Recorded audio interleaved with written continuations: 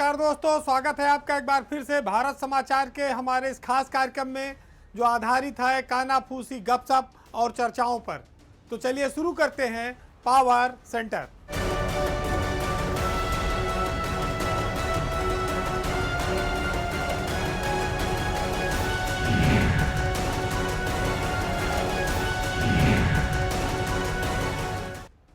एक आईएएस अफसर हैं रिंकू सिंह राही। वो एक बार फिर बहुत चर्चा में हैं। पहले भी वो चर्चा में रहे, जब समाज कल्याण विभाग में थे तब उन पर गोलियां चल गई थी, वो बच गए। फिर वो आईएएस में सेलेक्ट हो गए। फिर उठक बैठक करते हुए एक तहसील में उनका वीडियो बहुत चर्चा में आ गया। अब तीसरी बार वो अपने इस्तीफे को लेकर चर्चा में हैं। रिंकू सिंह का क्या नौकरी से मन भर गया है? जिस नौकरी को पाने के लिए लोग पूरी जिंदगी लगा देते हैं, कितनी कोचिंग करते हैं, कितने मेहनत करते हैं, रिंकू सिंह राही उस नौकरी को चुटकियों में छोड़ने को तैयार हो गए। इसको वो मानते हैं कि नैतिकता का तकाजा है, लेकिन जो ब्यूरोक्रेसी के लोग हैं वो इसे मानते हैं ये उनकी सनक है। कितनी बड़ी नौकरी को ऐसे कोई लात मार के नहीं छोड़ सकता है। रिंकू सिंह राही ने जिन शर्तों के आधार पर इस्तीफा दिया है वो आज के ज़माने में नैतिकता के उच्चतम मानदंडों को भी पार कर जाता है। ये इसका पालन कर पाना किसी आम आदमी के बस का नहीं है, खास भी नहीं कर पाएगा। लेकिन उन्होंने कहा कि मेरा ये सिद्धांत है, काम नहीं तो वेतन नहीं, मैं इसी पे जिंदा रहूंगा। राजस्व परिषद से वो ना तो वाहन लेते हैं ना कोई सुख सुविधाएं लेते हैं। वो घर से अपना टिफिन भी लेकर आते हैं, रेवेन्यू बोर्ड का कोई खाना नहीं खाते। ये शाहजहांपुर के तहसील का उठक बैठक का वीडियो है। 24 मार्च का 2009 का समय था। सवेरे के समय उनको ताबड़तोड़ 7 गोलियां मारी गई। उन 7 गोलियों में उनकी एक आंख चली गई, उनका जबड़ा टूट गया। लंबे समय तक वो जीवन मौत से संघर्ष करते रहे। बताते हैं कि 2 गोली अभी भी उनके शरीर के अंदर है, वो निकल नहीं पाई है। रिंकू सिंह के इस व्यवहार को ब्यूरोक्रेसी आम आदमी के ऊपर कुछ और मानती है कि ऐसा कोई सामान्य व्यवहार नहीं करता, क्योंकि उनके जो सिद्धांत हैं, उनके जो जीवन के मूल्य हैं, वो आज की व्यवहारिकता से मेल नहीं खाते। हमारे यहाँ कहा जाता है कि भाई जैसा देश वैसा भेष धारण करो, लेकिन वो भेष पर तो कोई उनको आपत्ति नहीं है, लेकिन वो देश को बदलने की अकेली कोशिश करने वाले अफसर हैं। उनकी कोशिश जब कामयाब नहीं हुई तो उन्होंने अपना हथियार उठाकर रख दिया कि एक तो आईएएस अफसर बनना बड़ा कठिन है, बन जाओ तो तमाम चीज़ें भाई अब सरकारी नौकरी में है तो सरकार के हिसाब से भी करना पड़ता है। जो लोग समझौते कर लेते हैं वो अच्छी पोस्टिंग पाते हैं, पैसे कमाते हैं, नाम भी होता है और समाज में भी उनको बहुत सम्मान मिलता है। सरकार भी कहती है अच्छा अफसर है। जो रिंकू सिंह राही हैं वैसा कोई बन भी नहीं पाएगा। उनको घूस नहीं चाहिए, उनको सरकारी सुविधा सिर्फ सरकारी काम के लिए चाहिए। वो अचानक से उठक बैठक करने लगे, जिससे उनकी पूरी इमेज सरकार में खराब हो गई। वो किस तरह का रोल मॉडल है, किस तरह की सामाजिक व्यवस्था को पेश करना चाहते हैं, वो आज के ज़माने में संभव नहीं है। आसान तो बिल्कुल नहीं है, क्योंकि जो शासक वर्ग है वह उनके इस उठक बैठक को स्वीकार नहीं करता है।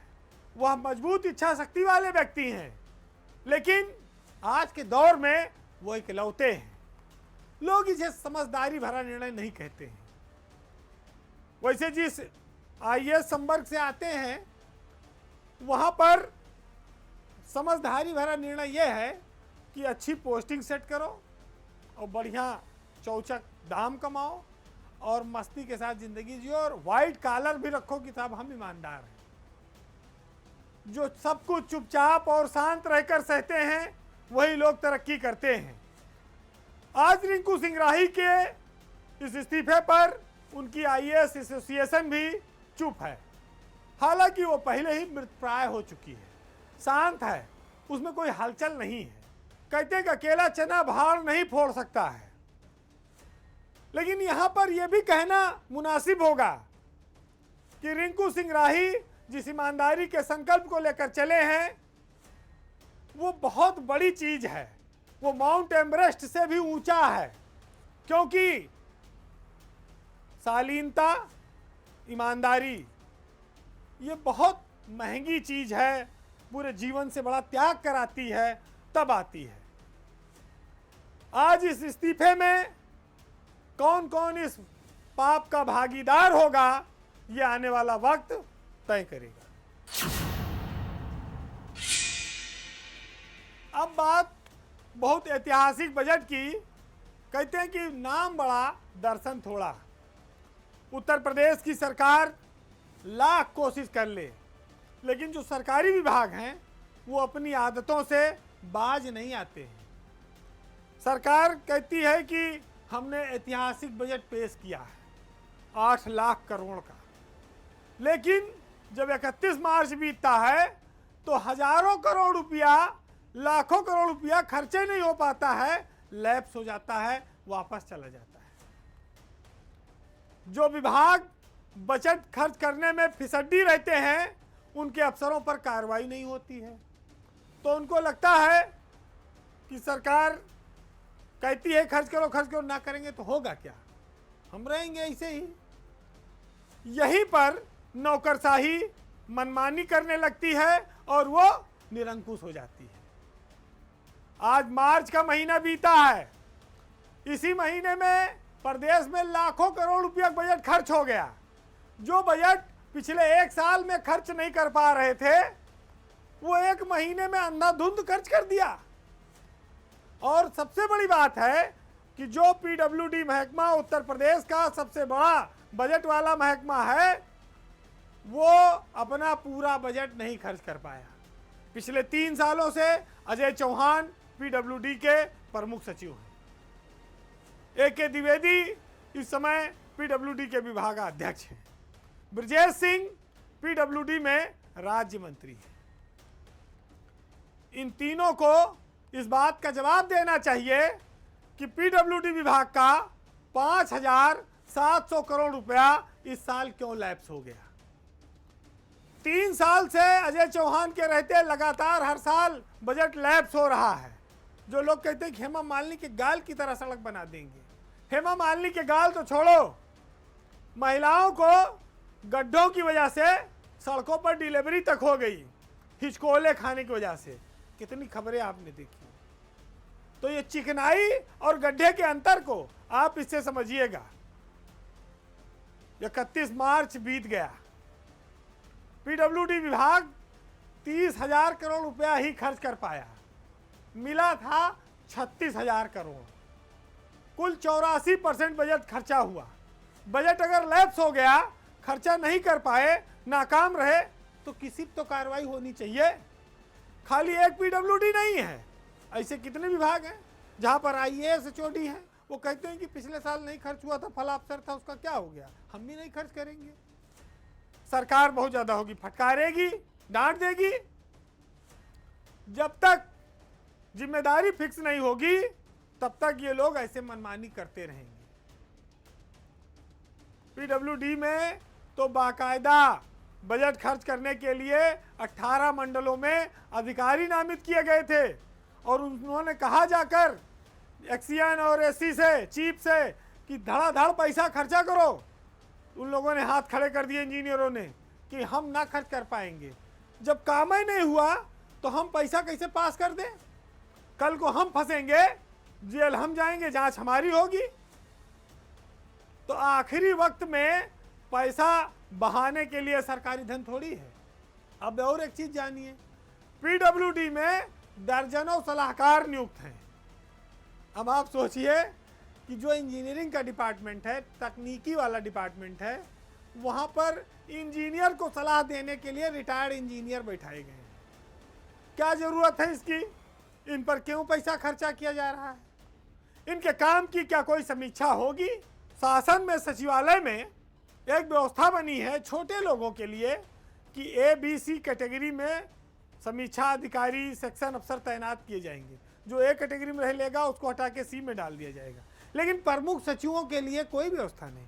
जिसका जितना जुगाड़ होगा चाहे जितना नुकसान हो वो A कैटेगरी के विभाग में ही रहेगा, उसको C कैटेगरी विभाग में नहीं डाला जाएगा। तो भेदभाव और अंतर कितना है भाई। यही कहते हैं कि जब गाना आया था ना कि जो तुमको हो पसंद वही बात कहेंगे और तुम दिन को अगर रात कहो तो रात कहेंगे। जब रात कहने वाले अफसर मौजूद हैं तो फिर उन पर कार्रवाई कहाँ होगी। कहेंगे साहब हमने तो आप ही के कहने से रात कहा था। अब IPS अफसरों के तबादले से जुड़ी हुई एक खबर। पिछले दिनों IPS अफसरों के बम्पर तबादले हो गए। इसमें करीब 13 जिलों के SP बदले गए हैं। आपको याद होगा कि एक SP साहब ने बहराइच में एक गुरुजी के परेड की सलामी करा दी थी। वो कथावाचक हैं, काफ़ी उस समय उनकी किरकिरी हुई, लेकिन चूंकि सरकार में वो गुड बुक में रहे हैं, उनके पास दिल्ली का तगड़ा कनेक्शन भी रहा है। अब SP में उनका मन नहीं लगा तो उनको फिर से दिल्ली भाग गई। चूंकि वो कभी चौवा पंजा छक्का वाले अफसर भी नहीं रहे हैं तो उनको एक जिले के SP रह लिए, कहने को हो गया, बहुत ज़्यादा उनकी इच्छा भी नहीं है। अंबेडकर पार्क में एक बार बरसात के समय में लड़कों ने बड़ा हुड़दंग कर दिया था लखनऊ में, उसका बड़ा वीडियो वायरल हुआ था। उस वीडियो में के समय ये DCP थे प्रबल प्रताप लखनऊ में। सरकार ने महिलाओं के साथ हुड़दंग जो हुई थी उसमें इनको सस्पेंड कर दिया। प्रबल प्रताप बड़े मुश्किल से वहाँ से निकले थोड़े देर बाद, तो उनको SP महोबा बना दिया गया। लेकिन वो वहाँ टिक नहीं पाए। लगभग साल भर से कम समय रहा होगा कि वो क्लीन बोल्ड हो गए। अब क्लीन बोल्ड कैसे हो गए? पिछले वाले DGP साहब ने भेजा था, यहाँ गए तो थोड़ा स्टाइल में रहे। भाई स्टेट कैडर के अफसर थे, सही समय पे मिल गया जिला तो सोचे थोड़ा ठीक से मौज ले ली जाए। अब वो क्यों हुआ ट्रांसफ़र, उसके पीछे कुछ तो ग्लैमर का कारण है और कुछ एक दूसरा वाला कारण है। तीसरे अफसर हैं निपुण अग्रवाल। निपुण अग्रवाल लखनऊ में DCP थे साउथ में। पहले वो जिले में एक SP रहे हाथरस में, फिर लखनऊ आए DCP बन के। अब उनको आला हाकिम के गुस्से का शिकार होना पड़ा है। अब निपुण अग्रवाल यहाँ से मुरादाबाद PSC में भेज दिए गए, जहाँ पहुँचने के लिए सीधा रास्ता नहीं है लखनऊ से, न दिल्ली जा सके थे। चूँकि निपुण अग्रवाल के काम में कोई ज़्यादा कमी नहीं थी, लेकिन कुछ पारिवारिक और पुराने आरोपों के चलते उनको मुरादाबाद PSC में भेजा गया है। लखनऊ में उन्होंने बढ़िया काम किया। अब अतीत पीछा नहीं छोड़ता और बॉस ही जब नाराज है तो कहीं ना कहीं सजा तो भोगनी पड़ेगी। फिर अगला नाम है हमीरपुर की SP दीक्षा शर्मा का। दीक्षा शर्मा 3 साल से ज़्यादा समय तक हमीरपुर में SP रही। अब वो लखनऊ कमिश्नरेट में DCP बनाई गई। दीक्षा ने एक रिकॉर्ड बनाया हमीरपुर में, इतने लंबे समय तक उनका पहला जिला था। लेकिन कहते हैं कि काजल की कोठरी से वो बेदाग निकल आई, क्योंकि हमीरपुर खनन वाला जिला है। काले कारोबार में उन्होंने अपने दामन को उजला बनाए रखा। दीक्षा शर्मा उत्तर प्रदेश में ईमानदार IPS अफसरों की श्रेणी में अब जानी जाने लगी हैं और वो इंटेलिजेंट अफसर हैं, इंफॉर्मेशन से हमेशा मजबूत रहती है। इसी तरह 2019 बैच के IPS अफसर हैं शशांक सिंह, जिनको महोबा का नया SP बनाया गया है। एक नौजवान उन अफसरों के इतर है जो नौकरी के शुरुआती दिनों से ही कमाई के फेर में लग जाते हैं। शशांक सिंह उसके इतर ईमानदार IPS अफसरों की श्रेणी में आ गए हैं। वो निष्पक्ष काम करते हैं, ईमानदारी से करते हैं और आने वाला वक्त उनका जो फ्यूचर है वो काफ़ी ब्राइट है। अब आपको एक ऐसा नाम बताएं कि जिसका सितारा लगातार चमकते ही जा रहा है। बात शक्ति मोहन अवस्थी की, जो महाराजगंज जिले के नए एसपी बनाए गए हैं। शक्ति मोहन मोह लेते हैं लोगों को। नोएडा में वो 3 साल तक डीसीपी पद पर रहे और उनकी 10 उंगलियां घी में रहीं। उनका जुगाड़ इतना तगड़ा है कि नोएडा से लेकर लखनऊ तक उनके कई शुभचिंतक बैठे हैं। उनको इसीलिए बहुत बड़ा जिला दिया गया है। शक्ति मोहन अपने नाम के अनुरूप काफी शक्तिशाली अफसर हैं और उन्होंने जो नोएडा की चमक धमक आलीशान जिंदगी जी है, वो शायद महाराजगंज में थोड़ा उनका मन कम लगे क्योंकि वो तराई का जिला है, बॉर्डर का जिला है। लेकिन चूंकि दूसरे देश से, नेपाल से हवा का झोंका आता रहेगा तो हो सकता है उनका मन लगा रहे। वो 2019 बैच के आईपीएस अफसर हैं और नोएडा में पूरा पेट भरकर आए हैं।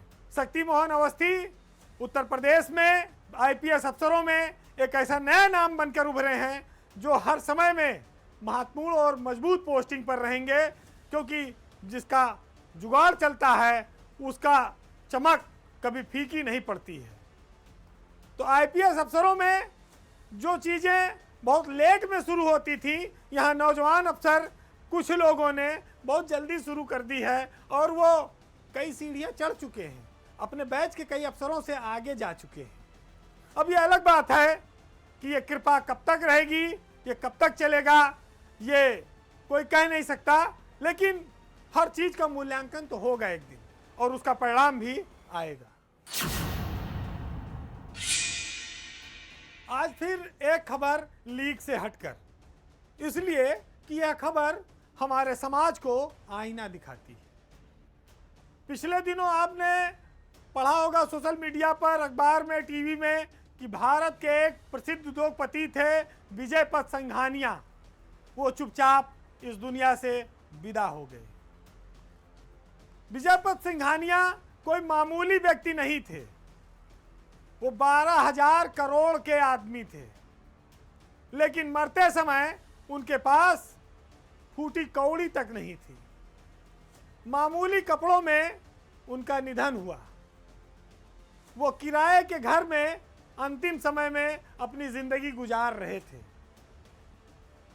कहते ना कि ही वॉज ए किंग, वो राजा थे, रेमंड किंग, कपड़ों की दुनिया के बादशाह थे। भारत में नहीं, विदेशों में उनका ब्रांड चमकता था।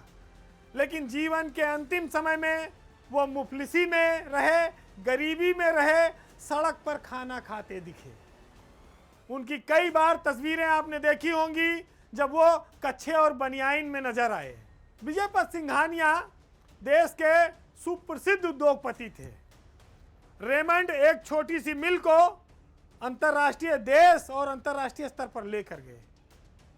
इतना ही नहीं, उनको हवाई जहाज उड़ाने का शौक था। वो दिग्गज पायलट थे और 5,000 घंटे से ज़्यादा उन्होंने जहाज उड़ाया था।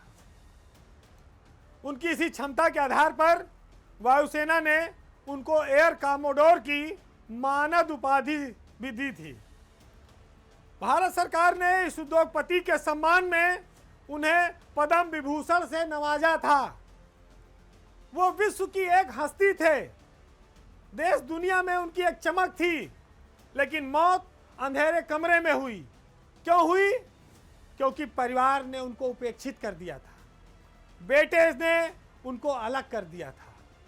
जेके हाउस, जो उनका आलीशान मकान था मुंबई का, वहां से उन्हें निकाल दिया गया था।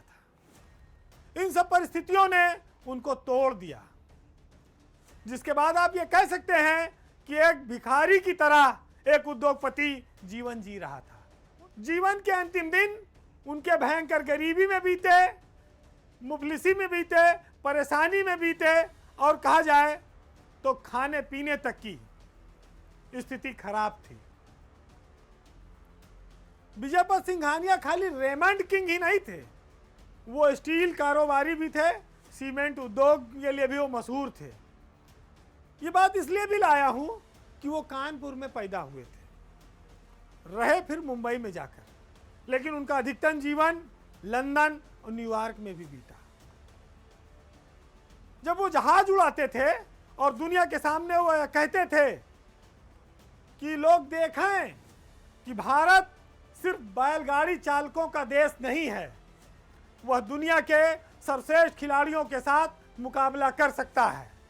विजय पथ सिंघानिया अपने देश को, अपने सर को इस तरह से ऊंचा रखते थे कि आदमी दुनिया में कितना आगे निकल जाए, लेकिन अपने परिवार, अपने बच्चे के सामने उसको झुकना पड़ता है। विजय पथ के दो बेटे थे, मधुपति और गौतम सिंघानिया। मधुपति सिंगापुर में जाकर बस गए हैं, जबकि गौतम सिंघानिया उनके साथ रहते थे।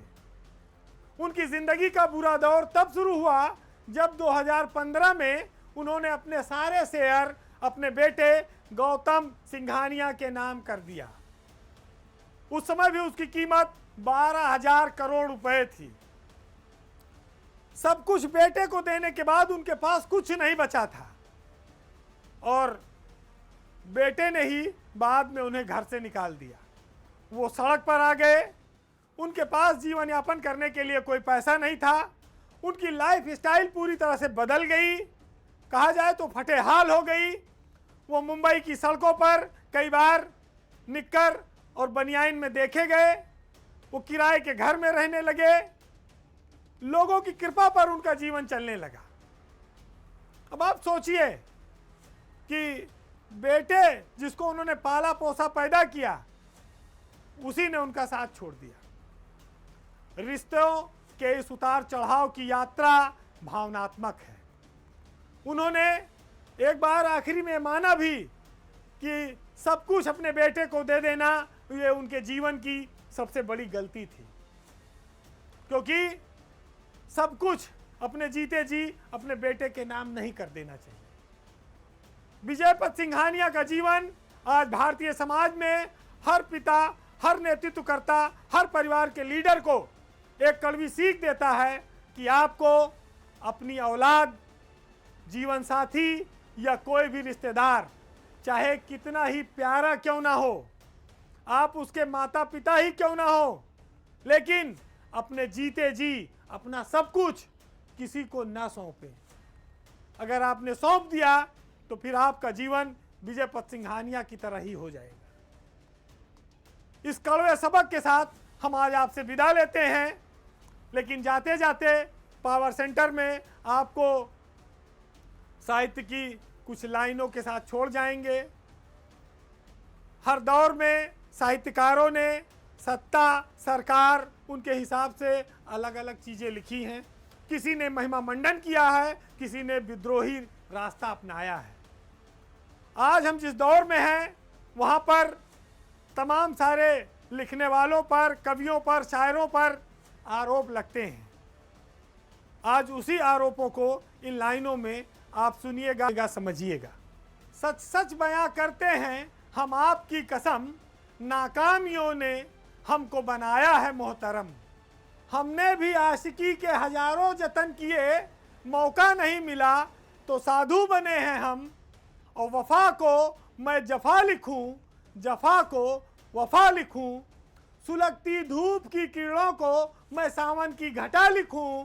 और मेरी मजबूरियों को तू जो चमचों का नाम देता है, बता इस दौर में मैं ये ना लिखूं तो फिर क्या लिखूं।